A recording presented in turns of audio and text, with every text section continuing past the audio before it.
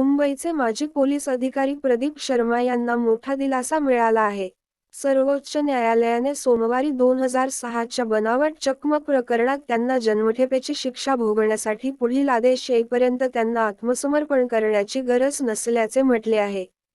या खटल्यातील त्यांच्या जामीन याचिकेवर सर्वोच्च न्यायालयाने महाराष्ट्र सरकारकडून उत्तर मागितले आहे. मुंबई उच्च न्यायालयाच्या 19 मार्चच्या निकालाविरुद्ध प्रदीप शर्मा यांनी सर्वोच्च न्यायालयात अपील केले होते. त्यांचे अपील मान्य करताना न्यायमूर्ती हृषिकेश रॉय आणि न्यायमूर्ती प्रशांत कुमार मिश्रा यांच्या न्यायपीठाने जामीन याचिकेवर नोटीस जारी केली आहे. उच्च न्यायालयाने प्रदीप शर्मा यांना 3 आठवड्यांत आत्मसमर्पण करण्याचे निर्देश दिले होते. या विरोधात त्यांनी सर्वोच्च न्यायालयात अपील दाखल केली होती. आता त्यांना सर्वोच्च न्यायालयाकडून दिलासा मिळाला आहे.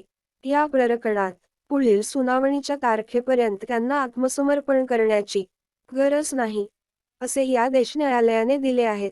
शर्मा यांनी 2006 मध्ये छोटा राजनचा कथित निकटवर्ती रामनारायण गुप्ता याच्या बनावट चकमकीत जन्मठेपेची शिक्षा सुनावलेल्या मुंबई उच्च न्यायालयाच्या निर्णयाला यात आव्हान दिले आहे.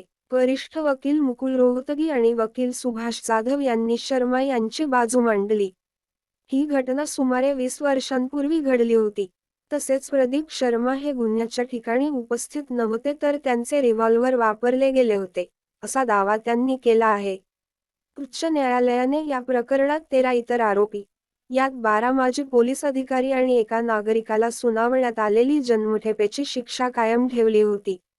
तर पुराव्याअभावी शर्मा यांची निर्दोष मुक्तता करणारा सत्र न्यायालयाचा 2013चा निकाल रद्द केला होता.